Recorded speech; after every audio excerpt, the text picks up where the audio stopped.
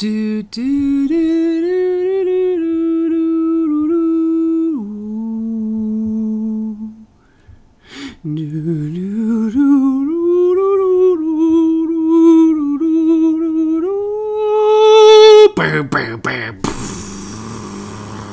Welcome, ladies and gentlemen, to the Magic in the Midwest podcast. I am J.B. Michaels, USA Today, best-selling author of many books, one of which just launched on Friday, July 24th, The Horde, Chronicles of the Order, Book 6.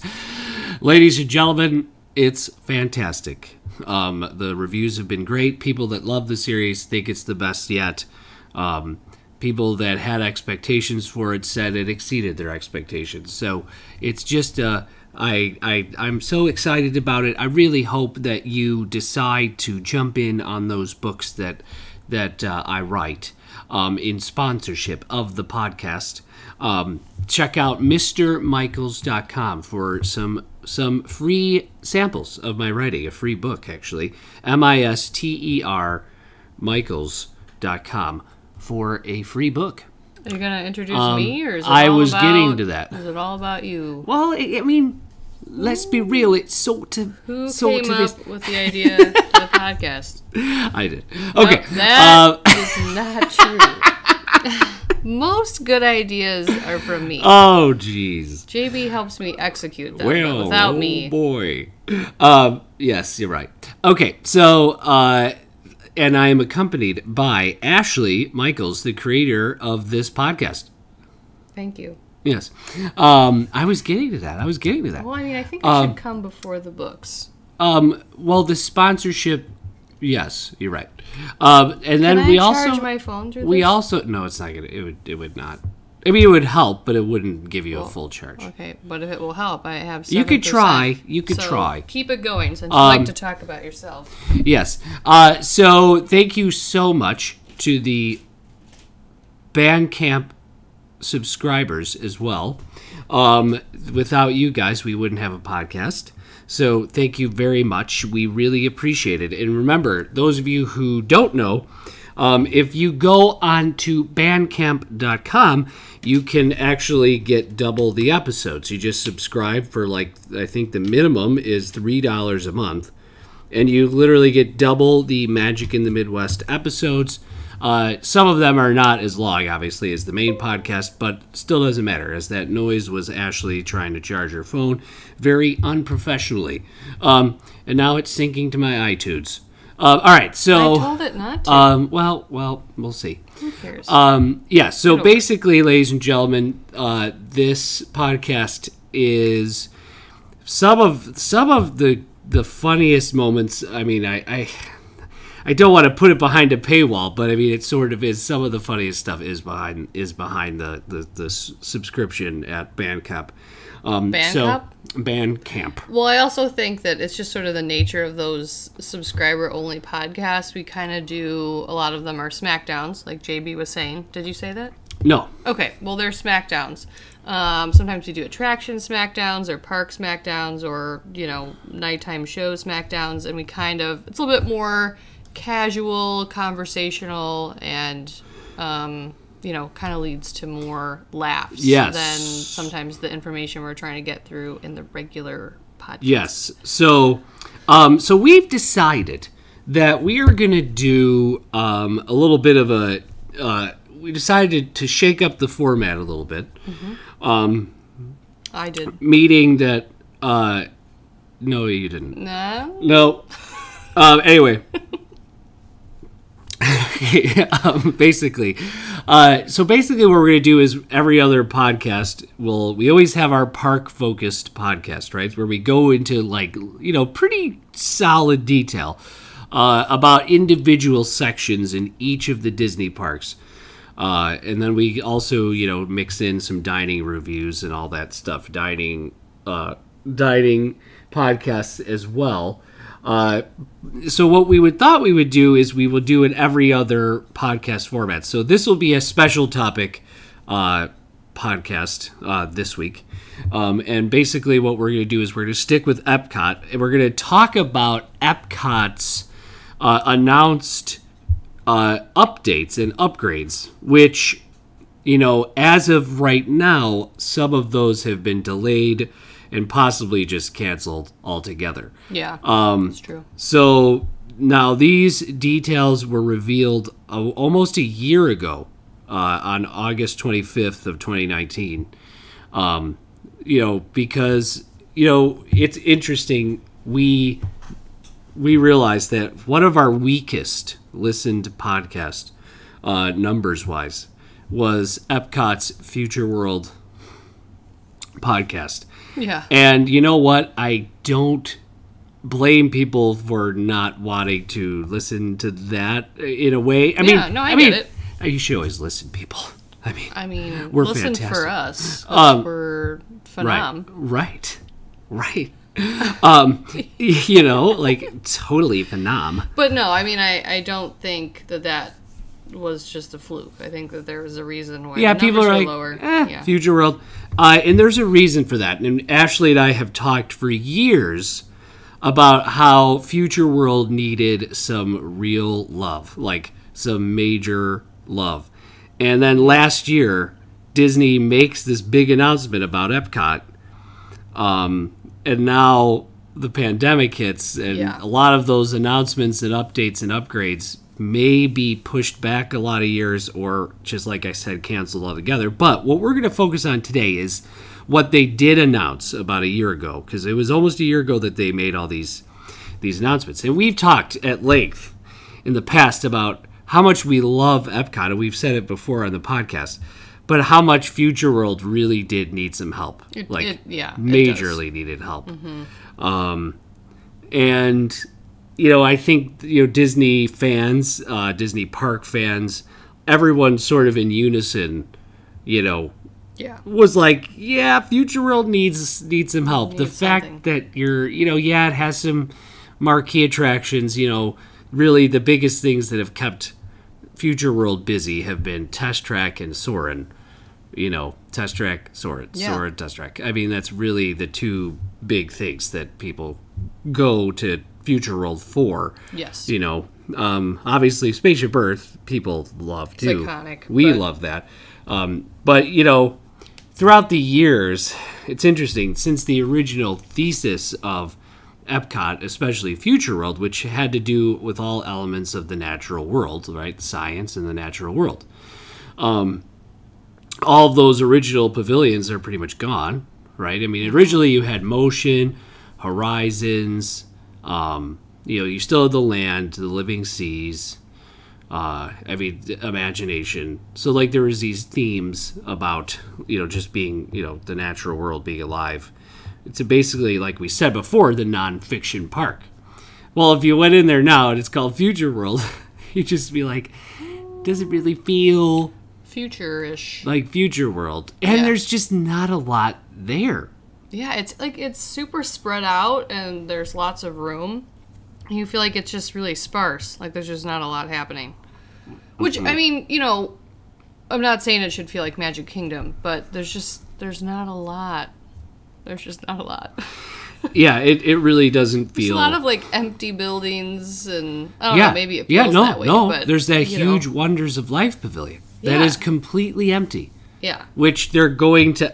that's one of one of the proposed changes, is that's going to be the Epcot Play Pavilion, this new pavilion with a lot of cool stuff inside of it. So needless to say, the biggest draw for Epcot really is the World Showcase. For the most part, packs a lot. Yeah, in the same space essentially.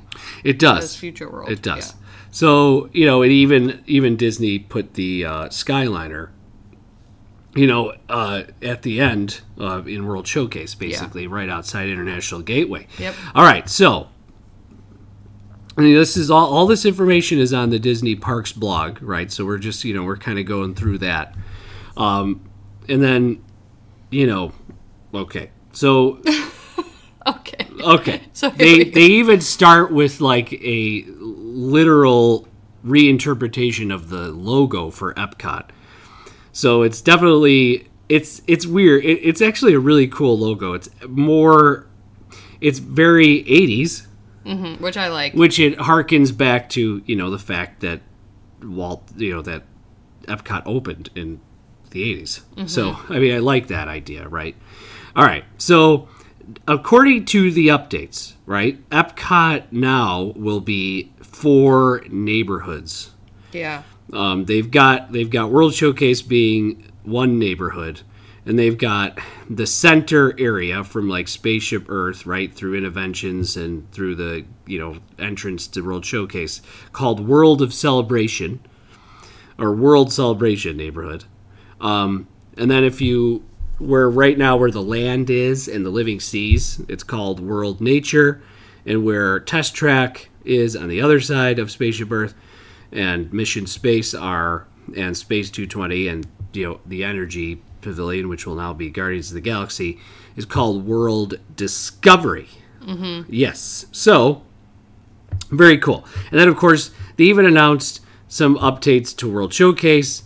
But I guess we could start talking about just let's talk about the Future World updates first, and then we'll go back to World Showcase. Because it's weird, because what's strange is that World Showcase. There you go.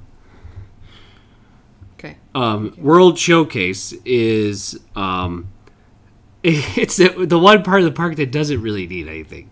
It doesn't really, yeah. And it's funny because they announced 2 big attractions. Yeah, they did. They announced Remy and Mary Poppins. Now I hear from was reported, I think, in the Orlando Sentinel that they've pretty much cut the budget of the Mary Poppins thing like crazy. I'm very upset about that. Yeah, so there was going to be Cherry Tree Lane. Right, there was going to be a very detailed Cherry Tree Lane, which I don't know if that's even going to happen now. So we'll see. So it's interesting that they chose to bolster the World Showcase as well and bring in Remy. And we've also talked about how that whole section of the park is going to be super crowded. It is. Because you have the International Gateway, the Skyliner, Remy, Mary Poppins, all in the same area. Yeah. It's weird. Okay. All right. So World Celebration. Let's go back to Future World. So World Celebration is basically the entryway of Epcot. So you see the Spaceship Earth, the big golf ball, and then you've got a whole thing right down the middle. So this is basically this is another thing that just got canned or delayed. The Spaceship Earth was supposed to get a big upgrade, and there was going to be this story light that was guiding you through all of the show scenes. Okay. This magical, with new narration, no more Judi Dench. Oh, I like Judy. And a totally new musical, right? But I mean, I'll score. agree that it could use a refresh. I love Spaceship Earth, but it could use. I mean, I don't think that's the worst thing. It's funny because Spaceship Earth, not that long ago, got a refresh. It's actually. What was the refresh? It was Judi Dench's narration. They did this. They got this new sponsorship. So when you walk out of it, there's all that interactive stuff. That's not that old. I feel like. Yeah. Well, but if you think about the actual attraction, then it was really just the narration. And I do feel like a lot of kids kind of get bored. Well, on the ride. They did do the cavemen of where they were writing the drawing on the cave walls. That was new. They added some elements that were new. I'll be honest. And that whole video, touchscreen video, that was newish. I think that that part's really cool. I'm not saying I would say it definitely needs it. I'm just saying I think that it's not I'm very upset by that. I think a refresh is fine. Yeah, I think it's fine too. No, I'm not. I'm not going to. Yeah, I'm not begrudging it or it's not that I don't like it. I think it'll be whatever they do will probably be great. But it's interesting that you say that that kids get bored on it. I never got bored on it. Now, that's because maybe obviously history teacher, right? Yeah. And it's all about history. But I think maybe too I think people I think my parents and stuff gave me some context when I was a kid. They were telling me what they were. You know what I mean? I just think if they added like a visual, like, you know, storyteller like they're talking about, that Might would help. get a lot of engagement versus just the audio. Right. You know, and it's kind of cool. It's kind of a cool concept to do something like that. Not that I think every attraction needs to be, you know, all about kids' attention. Hand-holding. Yeah, Hand-holding. you know, it might be a cool little thing that they could do. Not saying that it wouldn't take much effort. A cool little thing. But Storylight, I don't know. I think it sounds cool. Well, it does. Will we ever see it? I don't know. We don't know. Will we see it within the next 10 years? Maybe.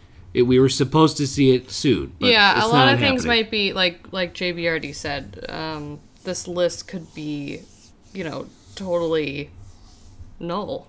Mm-hmm. You know, like we don't know. Well, it's not totally null. There are Well, I said some it things. could be. Yeah. We don't really know what's going to happen in terms of delays or things being canceled or postponed or just, you know, who knows. So then there's also, like, where the big fountain used to be.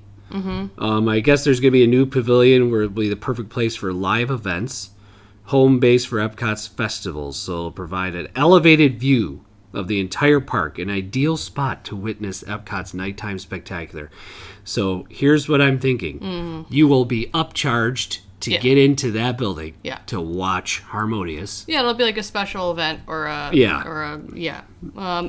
these are pretty cool photos that they have up on the Disney Parks. Oh yeah, I mean the designs are really neat, and they fit Epcot. If you want to see it, you can hop on there and you'll be able to see what we're talking about. But yeah, I would imagine that this isn't just a first come first serve situation. This is a upcharge, or eventually will be an upcharge, I would assume. Yeah. I see it being a dessert party, watch Harmonious. Because, I mean, it doesn't look, like, huge. You know, I don't know how many... You know what I mean? I guess it's hard to tell the scope from this picture, how big it will be. But, I mean, how many people in there would have, like, a great view? You know, it's not like you can fit tons and tons and tons of people right up against I think it's going to be bigger than we think. Okay, maybe it will be. Because Epcot's got a lot of room. So it'll probably be big. It's 3 levels. This thing will be 3 levels. Oh, okay. It doesn't really show that. And there'll be a park that sits in the sky on the top level. That's super So neat. literally there's a park on top as well.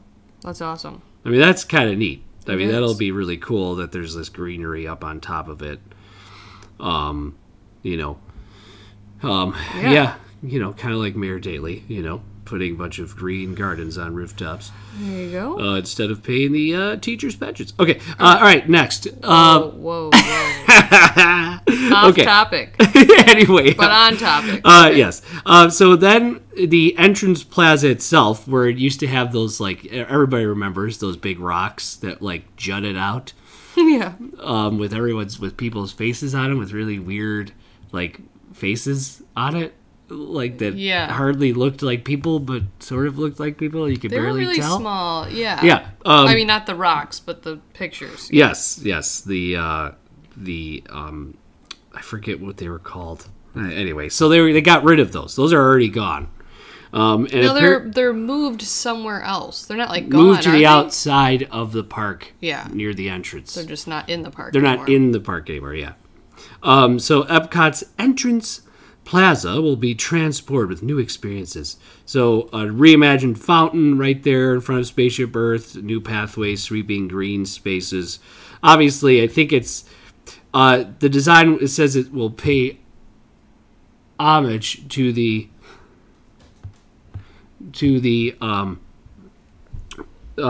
origins of Epcot. So basically, I think we're going to see the old symbols of the original pavilions in the entryway, which is cool, right? I mean, that's good.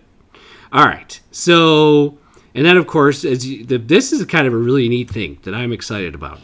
Apparently, after you exit Spaceship Earth, you'll discover a breathtaking new view of World Showcase from Dreamer's Point. Ooh.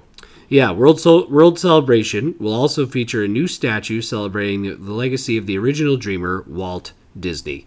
plus beautiful natural environments and global design elements filled with Disney magic and surprises, including a wishing tree in an enchanted forest and a story fountain celebrating the power and music of iconic Disney storytelling. That will be cool. I like that they're putting a Walt statue there. Yeah, that's awesome. It'll be natural, elements, and it'll be pretty. I guess it's cool to have an enchanted forest. This is where people start to get upset, because people don't want magic in Epcot. They don't there are people that are hardcore Epcoters, and they are like, this is not a magic park. This is not a, I guess that got thrown out the window with Frozen. But how are you be upset about magic? Well, at least in Future World. In Future World, there really isn't any elements of magic, at all. And this will be sort of leading in that direction. I guess. Yeah. So,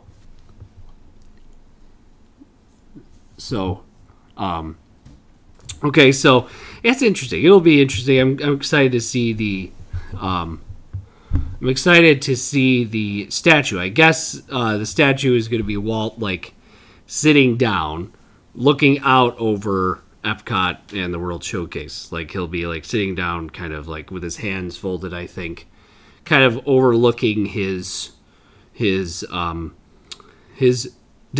his Epcot Center. So that was cool. So there is... JB, how do you feel about magic in Future World? As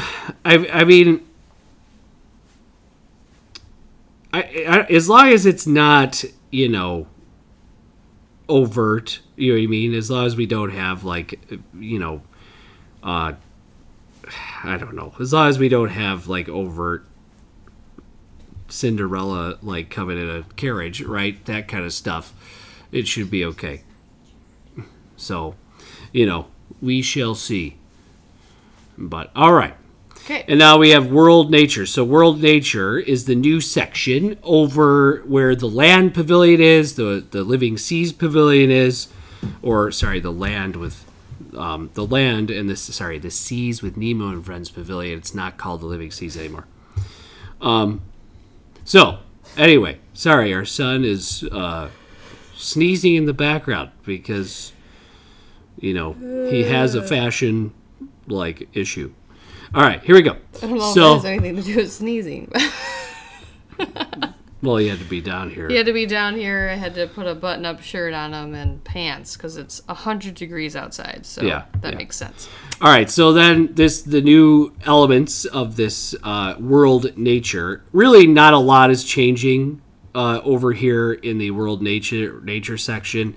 They are adding a cool new area over here called Journey of Water, which is apparently inspired by Moana, which will be the first experience inspired by Moana in the parks. It's an exploration trail, apparently, that will invite you to meet and play with magical living water, which is sort of a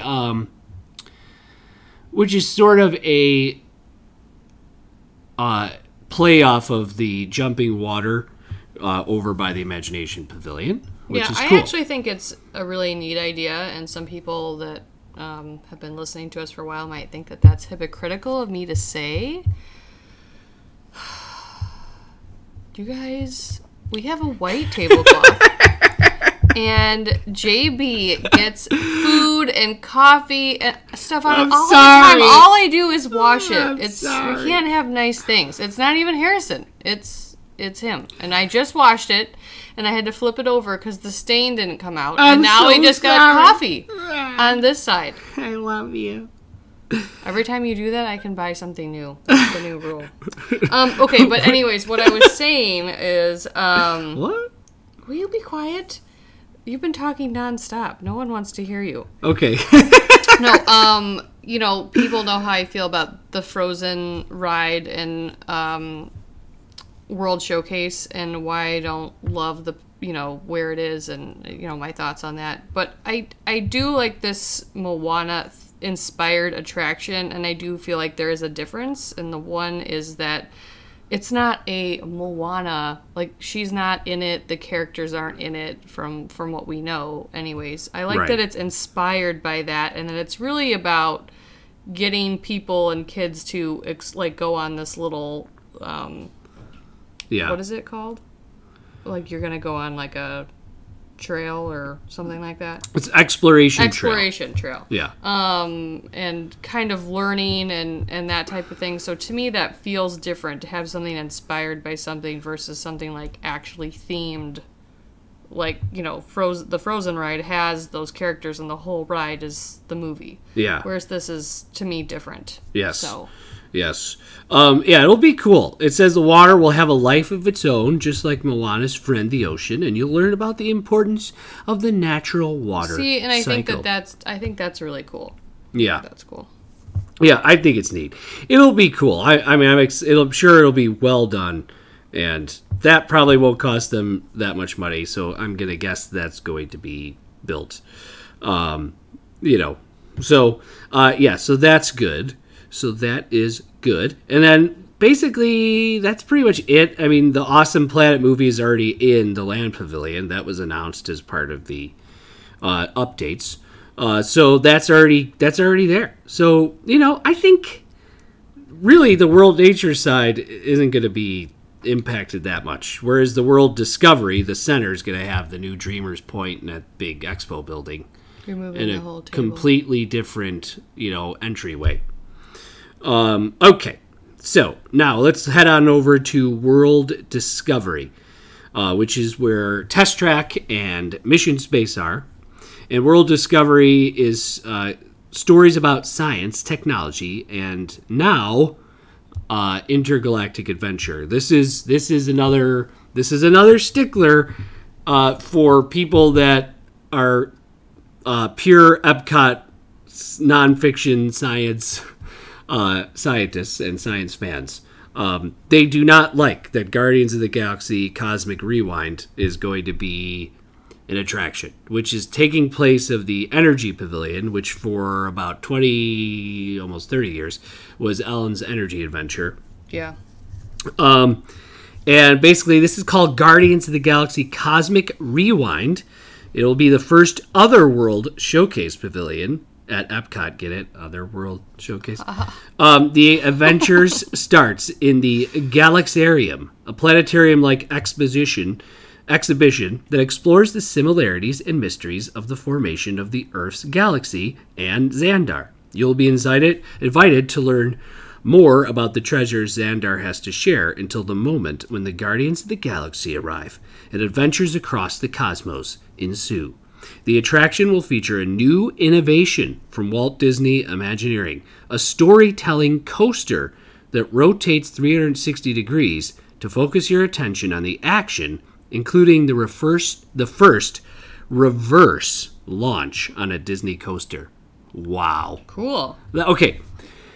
I get why people are mad. I do too. But I also really want to ride this ride. So for me, it's going to be awesome. Yeah, you know? I think that, you know, and I'll admit to it here that my feelings on Frozen, I feel differently about this. And I think, and listen, guys, I like Guardians of the Galaxy. Am I a huge Guardians fan? No, I'm not. I like the music. I think there are things about the movies I really like, but they're not like my absolute favorite movies of all time.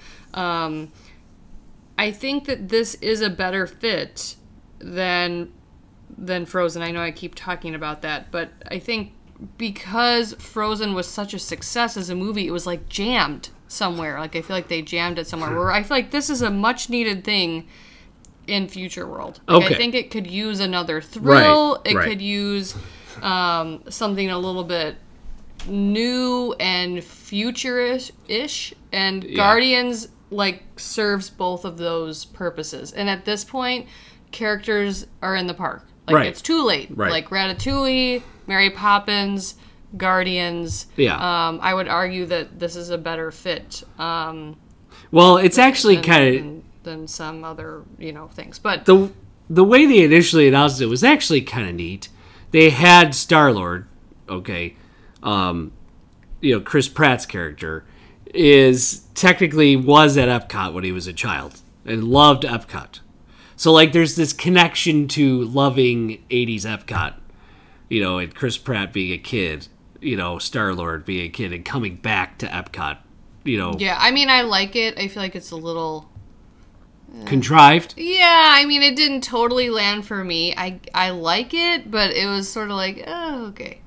I kind of like it, but I like that kind of... JB also really loves Guardians, and you guys, JB's going to defend himself here, but I'm here to tell you that when he really likes a specific character or something, he doesn't really see things for what they are. Like his review on Lone Ranger, the movie, he thinks it's excellent. It is. It's the worst From a history movie. teacher's perspective, it's really good. I don't care what you are. I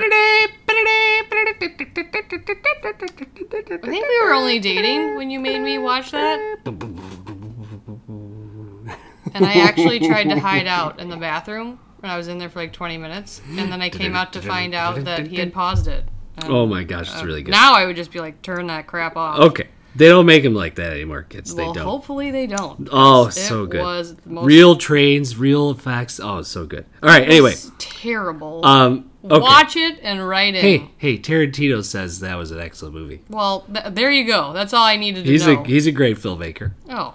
All right, anyway. Good grief. All right, so here's an interesting anecdote about Guardians of the Galaxy, Cosmic Rewind. The reason why Guardians of the Galaxy are in Disney World and over at California Adventure, but it's less important. The reason why they're actually featured in Disney World is because Disney cannot feature any of the other characters that Marvel that they own.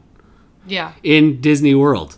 So there's until the lawyers crack this agreement with Universal, you're never going to see an Avengers ride in Walt Disney World. You know what's really interesting too, because there are, we talk about Universal, there's the Hulk ride, and then there's the Spider-Man attraction that they have, and I know that there are certain rules in terms of, like, someone from Disney can go over there and demands. Yeah. Like I think that refurb they did of the Hulk was a demand made. And I don't know if there was anything done for Spider-Man, but they can go over there and there's some sort of rule or stipulation that they have. And refurb meaning they rebuilt the entire coaster. Yeah, they did. With new steel and everything. So it'll be interesting to see, how things pan out in the future. But in case you don't know, about 20 years ago there was this licensing agreement made, actually a little bit over 20 years, between Marvel, this is before Disney owned Marvel. Right. Marvel and Stan Lee, licensed out their characters for the theme park,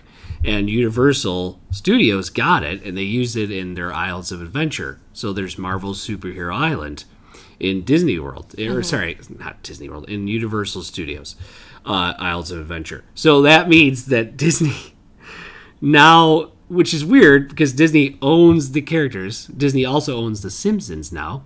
So there are two properties in Universal Parks that Disney owns, which is odd, right? It is. Actually, maybe even more now. So you've got this interesting situation with the Marvel characters.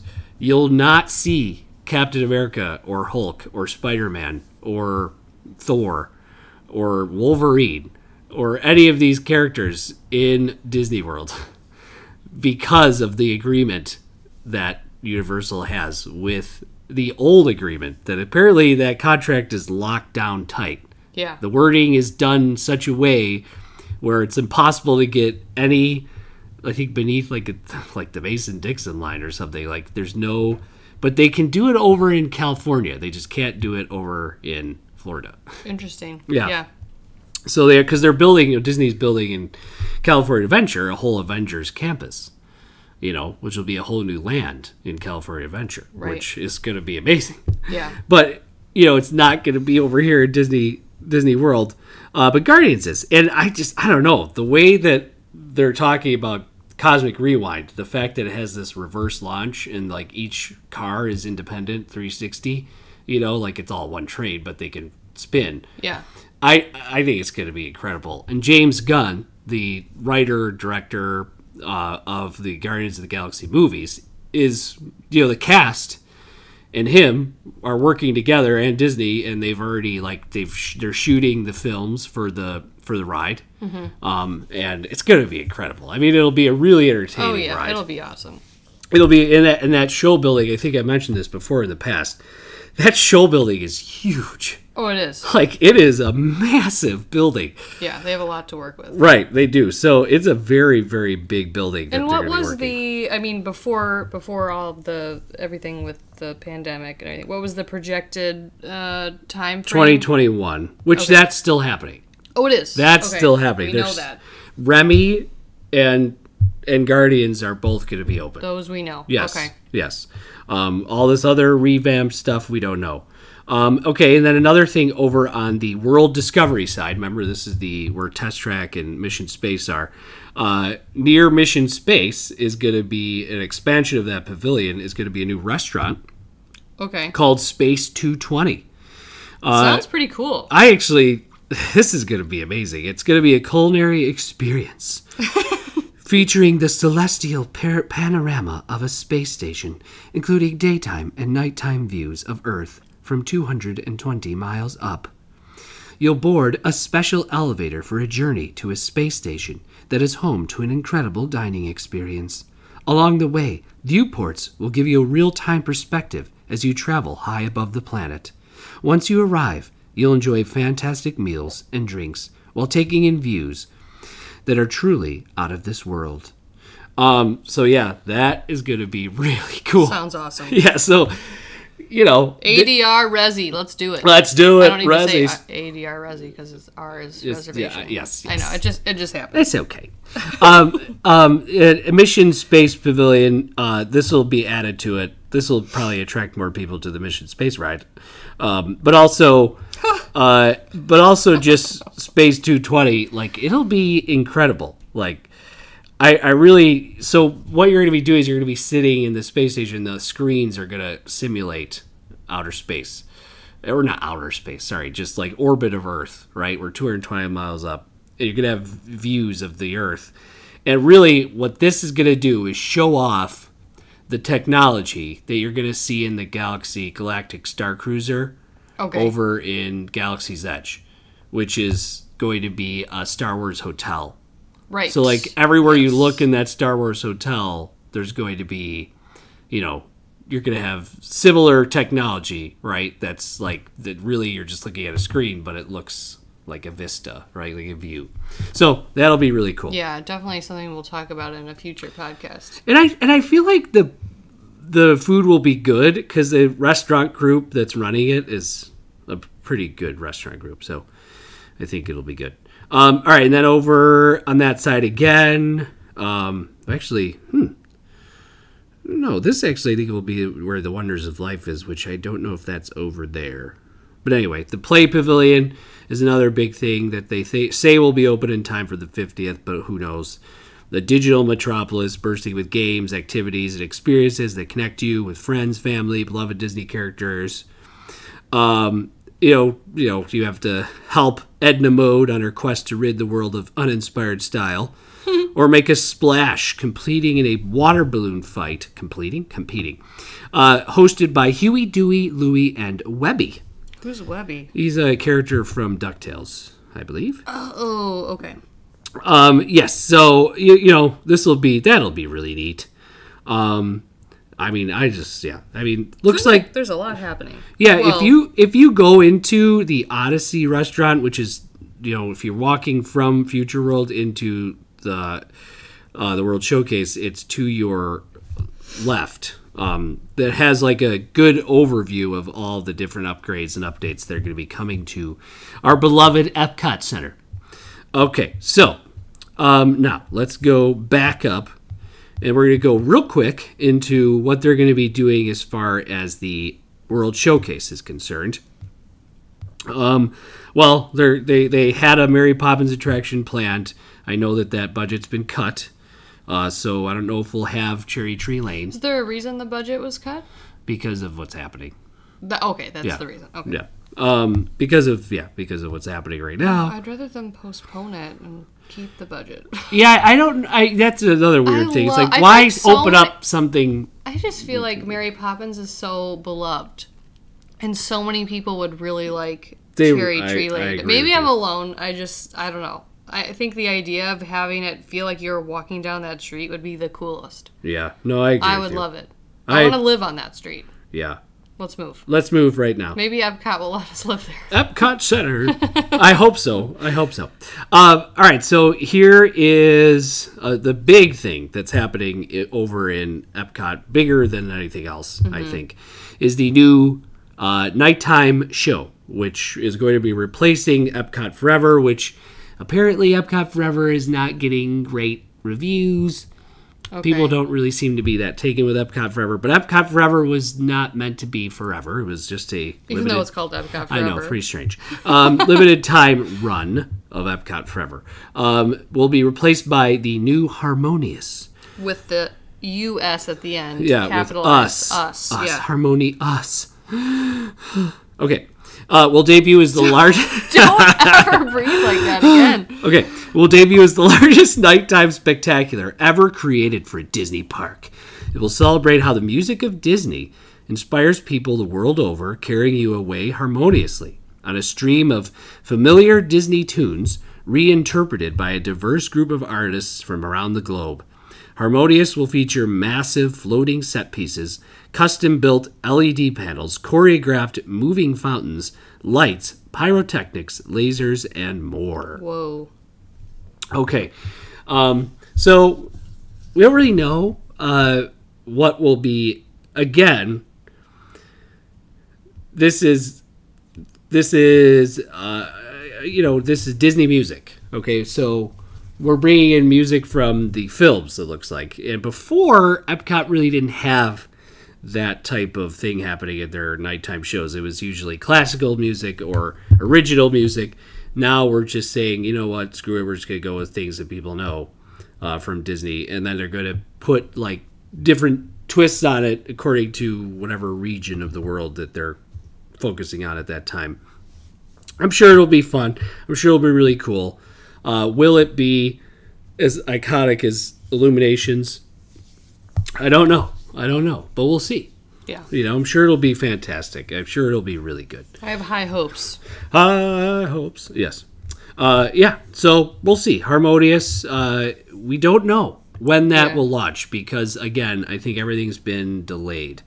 So we don't really know understandably when that is going to happen. As far as I know, I would think, though, that Disney would be trying to move forward on as many things as they could, for the 50th, or at least, having a list of this is what we're going to prioritize. Well, it's interesting because the Orlando Sentinel, or one of the Orlando papers, did, ask Disney, here's all these things that we know are being cut, and then Disney responded to them, and they said, well, yes, there have been some things, we've, in light of the current situation that we've had to, revisit, but we are planning on celebrating the 50th with our fans. So they are moving forward, at least marketing-wise, in their heads right now, with, a 50th anniversary, celebration of Walt Disney World. So we'll see. Yeah. Yeah. Hopefully we'll be there during that. Hopefully we will, and hopefully everything will be somewhat back to some semblance of normal. Yeah. We'll see. Hopefully those vaccines are effective. Yep. All right. So in summer 2020, obviously which I don't think that's happening obviously now, the Remy's Ratatouille Adventure, and there's going to be a new quick service restaurant over in France. Remy's Ratatouille Adventure apparently is sort of similar to the Spider-Man ride over in Islands of Adventure. Will it be exactly like the Disneyland Paris? Yeah, it's just ride? a clone. It's just the same one. Yeah, okay. it's a clone. Which we know people that have gone on that, and they said it was fantastic. Yeah. So you shrink to the size of Chef Remy and race through Gusteau's restaurant on a wild adventure. So that'll be really fun. That'll be really cool. And I didn't realize how much room they actually have back there. There is a lot of room back there. So yeah, I think we did notice that last time. We did. Sometimes you think that things are more I mean, cramped. especially in Epcot, Right. you think that things are more crammed in the World Showcase than they really are. Right. So. And there's a new Canadian film you could go check out, which is neat. So if you want to go do that in Canada, and then a new film in China, I believe they're going to do as well, which we talked about last week. All right, so ladies and gentlemen, that's some of the proposed Epcot changes to Epcot. When we will see all of them, and if we will see them, we don't quite know. I have a really important question for Yes, you. honey. When Yes, my love. When we opened up the podcast, did you do the song? Yeah, I did. You did? Yeah. Oh, I missed it. Yeah, you were... I think you were busy. You were posting a video, which is fine. I was. Yeah. All right. So, please, let us know what you guys think. What are you excited about? Personally, I'm excited that I'm glad that they acknowledged and they wanted to infuse some cash and investment into Future World. I think it really needed it. Definitely. I am really excited about Space 220. And I'm very excited about Guardians of the Galaxy Cosmic Rewind. I would agree with you on both of those. Yeah. And then I'm excited for, a lot of the stuff. I think the Moana thing will be cool. Yes. And I'm really hoping that in some capacity, the Mary Poppins thing does happen eventually. Cause, I don't know. I love Mary Poppins. Yeah. And me I too. really liked Mary Poppins Returns. I thought Emily Blunt was excellent. It's weird. I did too. I don't know why. I don't know. I mean, you couldn't have picked someone better than her. It was to such do a her lovely own take, but still very similar. Yeah. I mean, I don't know. I thought she was fantastic. It was I really enjoyed it. I enjoyed the it film. too. I thought it was excellent. I thought it was a very fun, very good, touching film that was just, I smiled pretty much the whole time, and cried. But yeah, it was really good. All right, so those are the proposed upgrades and some things that are actually happening. Let us know, obviously assuming that maybe they all happen at some point, what you would be the most excited about. Yes. I would love to hear your thoughts. And, check us out on Facebook and Instagram, Magic in the Midwest Podcast. And you can email us at magicinthemidwestpodcast@gmail.com. All right, sounds good. Yeah. All right, thank you, everybody. From the Midwest. See you later.